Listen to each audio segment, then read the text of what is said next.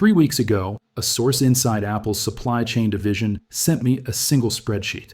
No message, no context, just a file named Q3 underscore critical underscore shortage underscore internal.xlsx and a burner email that self-deleted 12 hours later.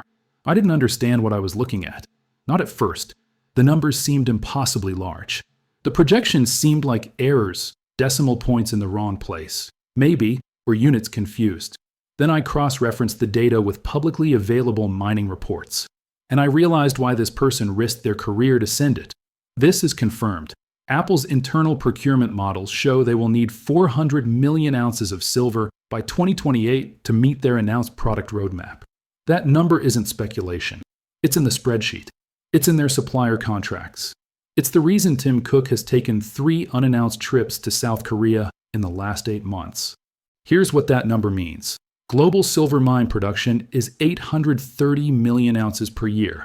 Apple alone, one company, is positioning to consume nearly half of Earth's annual silver output. But that's not the secret that made my source risk everything. The secret is what happens when Apple can't get it. The secret is what's already happening inside their Shenzhen facilities right now. The secret is a 3-word phrase that appeared in an internal memo dated November 2nd, 2024, a phrase that Apple's legal team has scrubbed from every server they can access. Controlled production collapse. They're not preparing for a shortage. They're planning for one. And what I'm about to show you explains why your next iPhone might be the last one you ever buy. Let me take you back to September 19th, 2024. Cupertino, California. Apple Park. The ring-shaped building that looks like a spacecraft landed in the middle of Silicon Valley. This is confirmed from multiple sources. On that date, Apple held an emergency meeting in the boardroom on the 4th floor of the main building.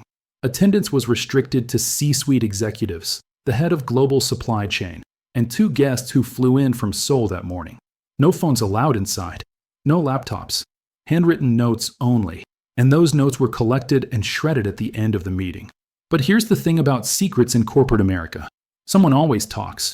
What I'm about to share is sourced from 2 independent individuals who were in that room. Their accounts match. The details align. I believe them. The meeting opened with a presentation from Apple's Director of Strategic Materials, a position most people don't know exists.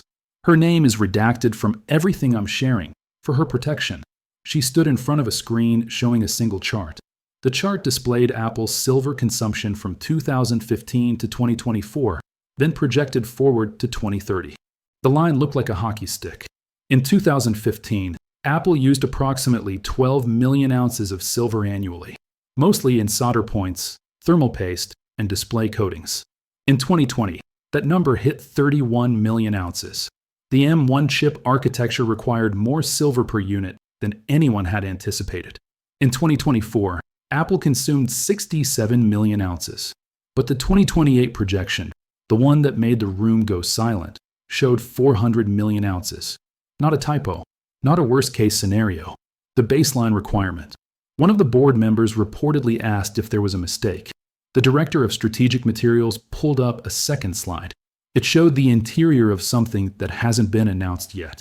This is where we enter theory territory, but theory based on physical evidence and supplier contracts. The slide showed the Apple Neural Engine Mark IV. You haven't heard of it because it doesn't exist publicly, but according to my sources, it's the processor that will power every Apple device starting in 2026. Phones, laptops, watches, AR glasses, the rumored Apple Car. And it requires something no previous chip has ever required at scale. Silver-based quantum interconnects. I need to explain what that means, because this is where everything changes. Traditional computer chips use copper wiring to connect transistors. Copper is cheap. Copper is abundant. Copper has worked fine for 50 years. But we've hit a wall. This is confirmed physics. As transistors shrink below 3 nanometers, copper wiring becomes a bottleneck. The electrons experience too much resistance. The signals degrade. The chip overheats. Every major chip maker has known this was coming. Intel, TSMC, Samsung, they've all been racing to find a solution. The solution is silver. This is confirmed chemistry. Silver has the highest electrical conductivity of any element. Period. Nothing else comes close. At the nanometer scale, silver interconnects can carry signals 40% faster than copper with 60% less heat generation. The problem has always been manufacturing. Silver is harder to work with. It oxidizes. It migrates. The techniques to deposit silver at atomic precision didn't exist until 18 months ago. This is where it gets strange. In March 2023, a research paper appeared on a preprint server from a team at Seoul National University. The paper described a breakthrough method for depositing silver interconnects at the 2 nanometer scale using a modified atomic layer deposition process. The paper was online for 6 hours. Then it vanished. Not retracted, not corrected, simply gone, as if it had never existed. The DOI number leads to a dead link. The author's university pages make no mention of the research, but someone at Apple had already downloaded it. This is confirmed. 3 weeks after that paper disappeared, Apple signed a $2.7 billion agreement with a South Korean materials company called Silvertech Dynamics. The agreement was filed with the SEC, but the specific terms were redacted under competitive sensitivity provisions. I obtained an unredacted version. The agreement guarantees Apple first right of refusal on 100% of Silvertech's refined silver output through 2032. That's 85 million ounces per year locked up by a single contract. But 85 million isn't 400 million, which means Apple is still short by 315 million ounces annually. Where does the rest come from? This is the question that led me down a rabbit hole I'm still trying to climb out of. The global silver market is unlike any other commodity market on Earth. This is confirmed. Approximately 70% of silver is produced as a byproduct of mining other metals: copper, lead, zinc, gold. There are very few primary silver mines left. This means silver supply doesn't respond to price the way other commodities do. If silver doubles in price, copper miners don't suddenly produce more silver. They're mining for copper. Silver is just a bonus. This creates what economists call inelastic supply. The supply doesn't stretch. It doesn't grow. It is what it is. Here are the confirmed numbers. In 2024, the world produced 830 million ounces of silver. That number has been essentially flat for a decade. It's not going up. If anything, declining or grades suggest it might go down. Now let's look at demand. Industrial demand, solar panels, electronics, medical devices, consumed 632 million ounces in 2024. Investment demand, coins, bars, ETFs, consumed 263 million ounces. Jewelry and silverware consumed 181 million ounces. Added up, 1.076 billion ounces of demand against 830 million ounces of supply. This is confirmed. The silver market has been in structural deficit for 4 consecutive years. We've been burning through above-ground stockpiles to make up the difference. But here's what nobody is talking about. Those stockpiles are almost gone. This is where the terror begins. The London Bullion Market Association, the LBMA, holds the largest pool of silver in the Western world. Their vaults in London contain the reserves that backstop the global paper silver market. In January 2021, those vaults held 1.18 billion ounces. As of November 2024, that number has dropped to 423 million ounces. We've burned through 757 million ounces of reserves in less than 4 years. At the current rate of drawdown, the LBMA vaults will be empty by late 2026.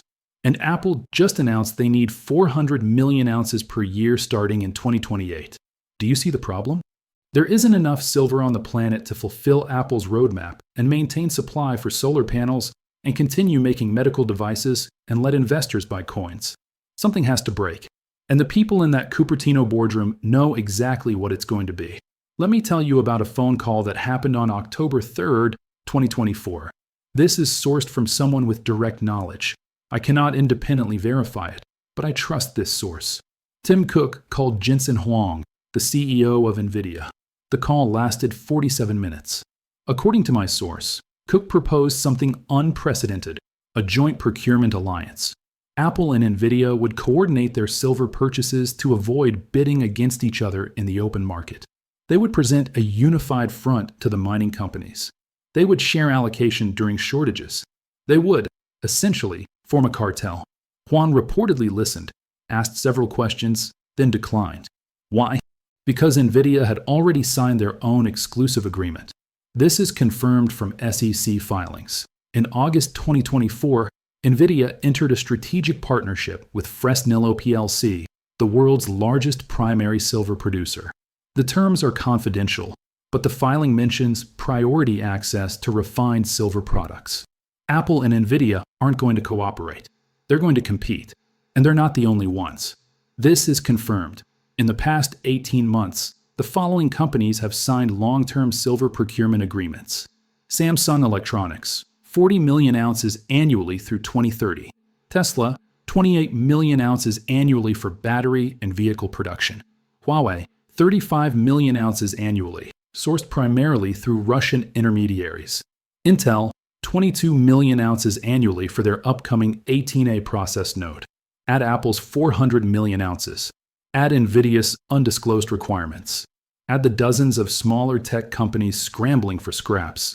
We're looking at tech industry demand of approximately 600 million ounces per year by 2028, against total supply of 830 million ounces. That leaves 230 million ounces for everything else. Solar panels alone need 160 million ounces. Medical devices need 45 million ounces. Photography and mirrors need 28 million ounces. We're already over budget. And we haven't even talked about investment demand, jewelry, or the 1,000 other applications that require silver. This is the math that Apple's board saw in September. This is why the room went silent. This is why they're planning for controlled production collapse. I need to explain what controlled production collapse means, because this phrase has haunted me since I first read it. This is theory, but it's based on internal communications I've reviewed. Apple cannot get 400 million ounces of silver. The metal doesn't exist in accessible form. No amount of money changes that. Even if silver went to $500 per ounce, the mines couldn't produce more. The geology is the geology. So Apple has two choices. Option 1. Announce that their product roadmap is impossible. Tell shareholders that the neural engine mark for will be delayed indefinitely. Watch the stock price crater. Cede the AI hardware race to competitors. Option 2. Control the collapse. Here's what I believe option 2 looks like. Apple continues announcing products they know they cannot mass produce. They build hype. They take pre-orders. They collect billions in deposits. Then, at a strategically chosen moment, they announce supply chain disruptions that force them to limit production. But here's the key. They limit production for everyone else too. This is where the conspiracy gets dark. If Apple can't get enough silver, neither can Samsung. Neither can Google. Neither can any of the Chinese manufacturers. By hoarding strategic relationships with miners and refiners, Apple ensures that when the shortage hits, their competitors are hurt worse.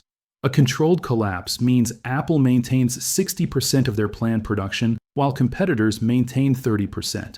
In a famine, the one with the most food doesn't need to be full. They just need to be less hungry than everyone else. This changes the nature of the tech industry. We're moving from a world of abundance to a world of scarcity. A world where the limiting factor isn't innovation or software or design. It's atoms. Specifically, 47 protons and 47 electrons arranged in a configuration we call silver. And there isn't enough to go around. Now I need to tell you about what happened in Shenzhen.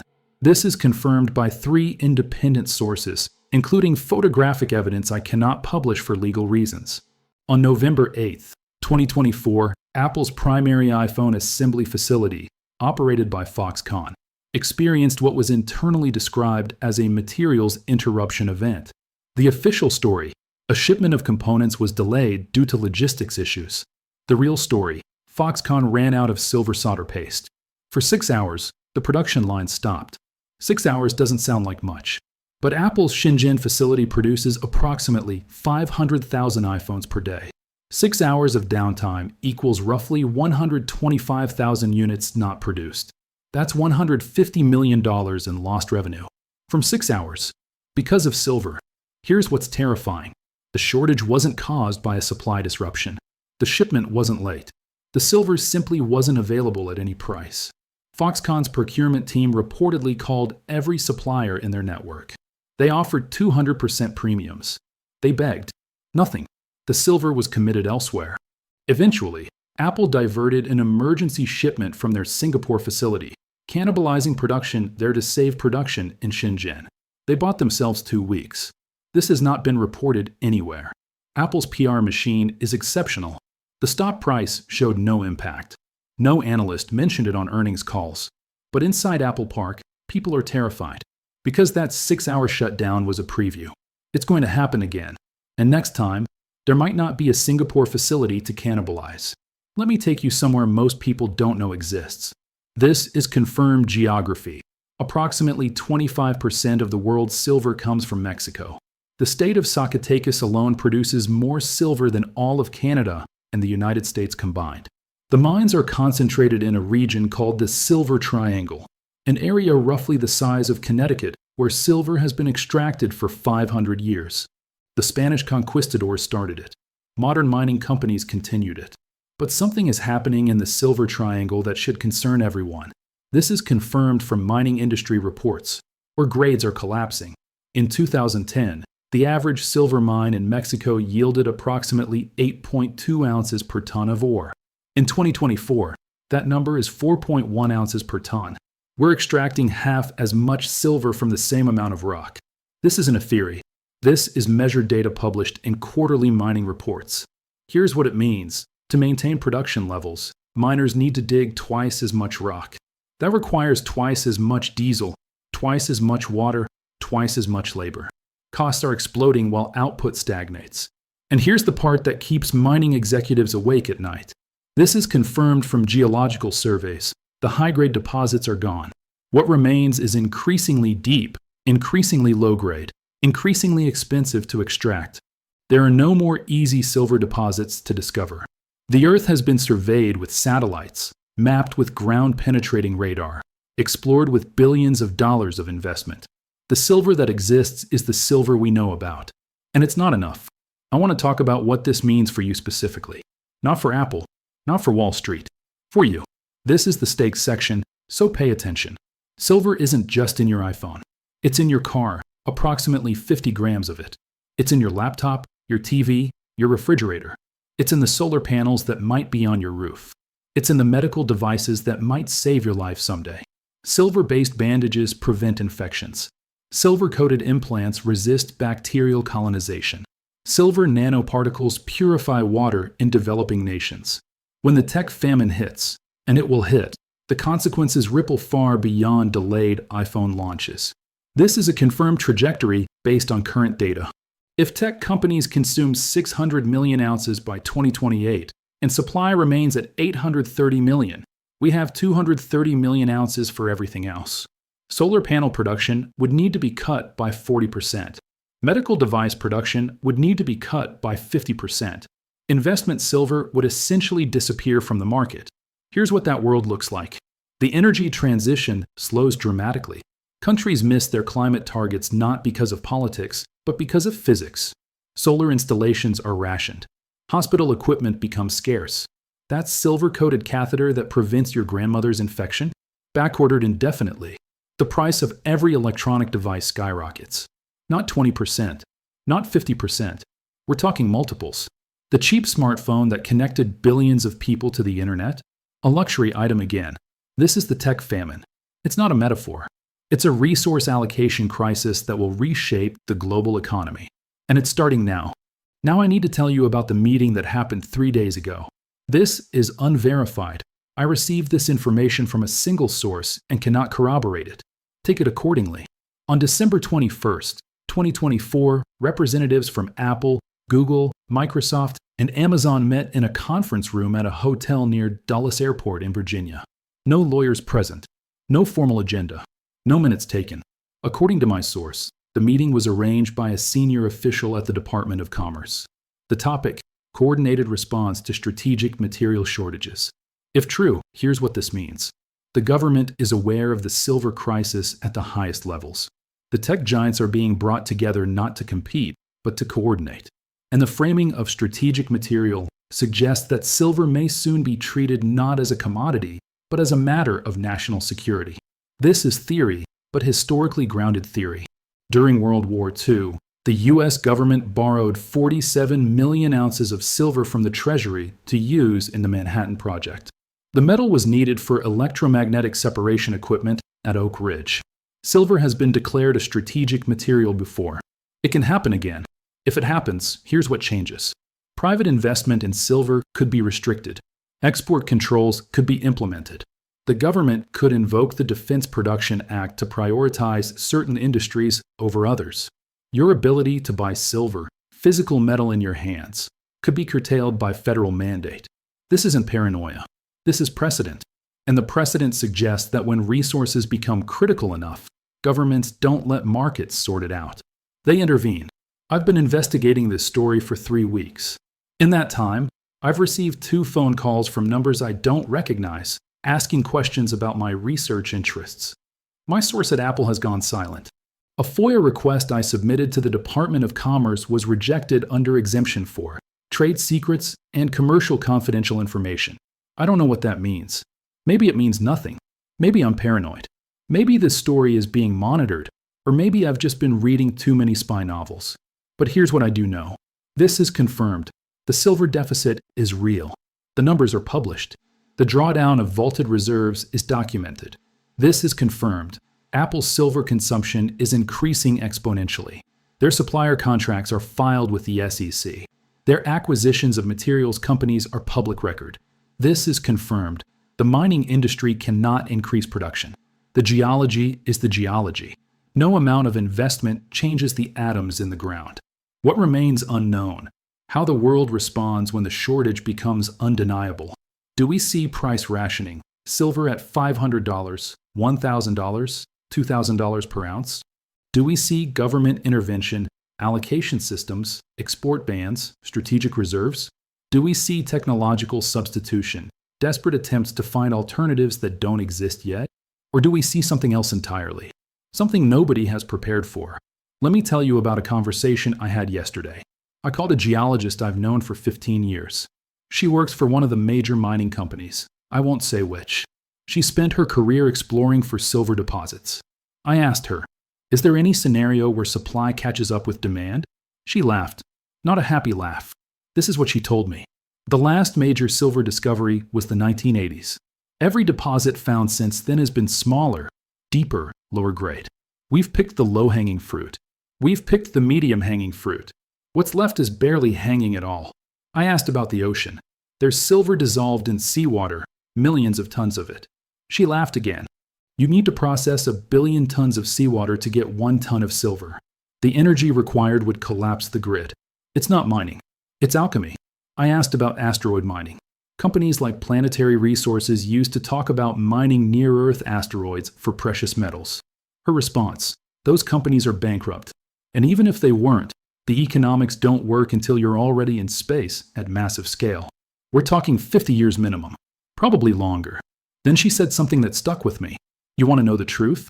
The silver we've already mined, the stuff sitting in jewelry boxes and ETF vaults and forgotten dresser drawers. That's the easy stuff now.